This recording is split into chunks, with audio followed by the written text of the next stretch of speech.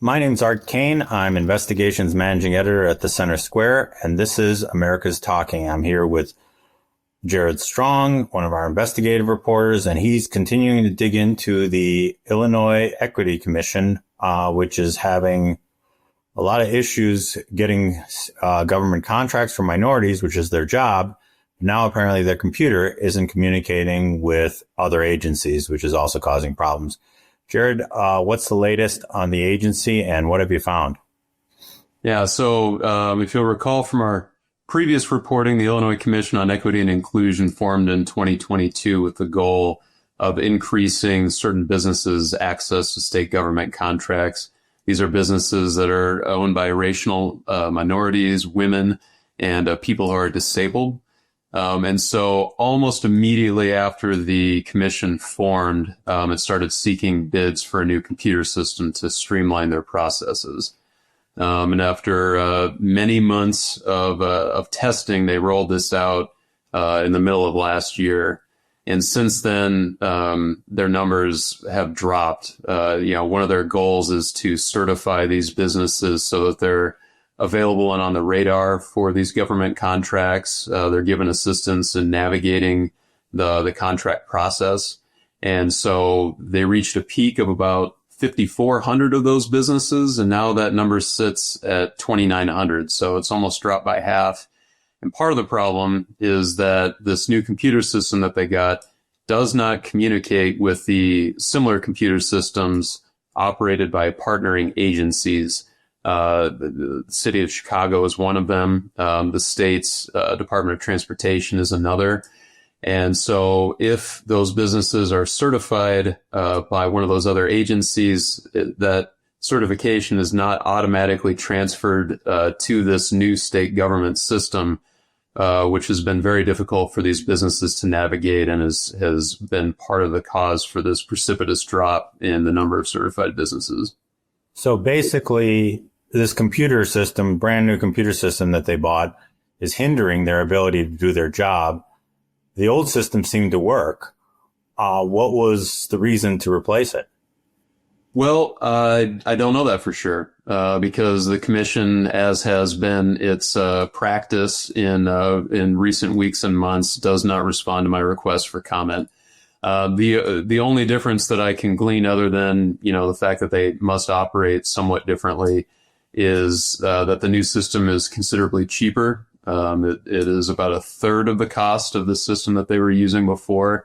And it is also provided by or operated by one of these businesses that are targeted by the state to increase the number of government contracts too. Whereas the other two businesses that supply bids, including the pre-existing provider, are not certified businesses and actually are located out of state. So basically, they got one minority or women contract from getting this computer system that doesn't work. But in the meantime, they cut basically in half the amount of contracts they can get for other minorities and women. Seems like a pretty bad deal for the contractors, bad deal for taxpayers.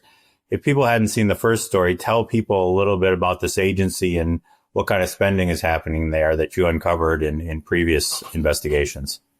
So with the creation of the commission, there are 7 commissioners that lead the policy end of it, and they are fairly highly paid. They make at least $150,000 a year.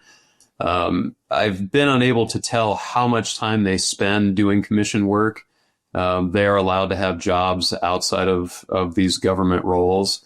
They attend monthly commission meetings that are scheduled to last about 2 hours. Some of them last far less than that. But so there's this commission, seven commissioners, and then they also have a staff of at least 30 people. It's been growing each year. Also with fairly highly paid folks too, at the top. They've got someone making $150,000 a year. And the average salary for all of the employees is, I think, just shy of $100,000. And then you found that despite this new commission that was supposed to increase minority contracts and women-owned contracts, actually, once the commission was in place, it was actually doing worse than the previous organization that didn't have all these kind of big dollar salaries. That's right. Yes, at least on paper. Again, the commission has not talked to me about this, about what sort of progress they're making. The actual absolute dollars that are being spent with these businesses have increased, but they've also identified state projects that more of them that should be eligible for these businesses. And so the increase in the amount of dollars that is available has not kept pace with the actual increase of the awards. So whereas the previous State Department that was in charge of overseeing this stuff before, they routinely reported meeting their goals year to year.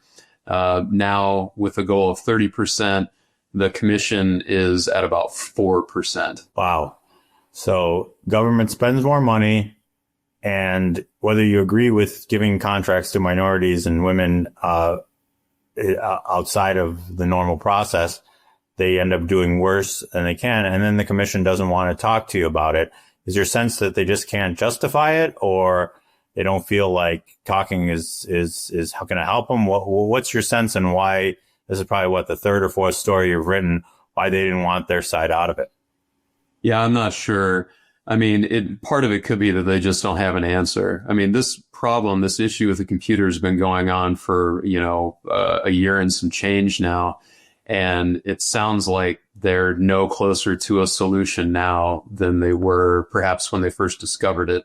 And again, I'm not sure exactly when that was. I don't know how long that they've known that the problem existed in the first place.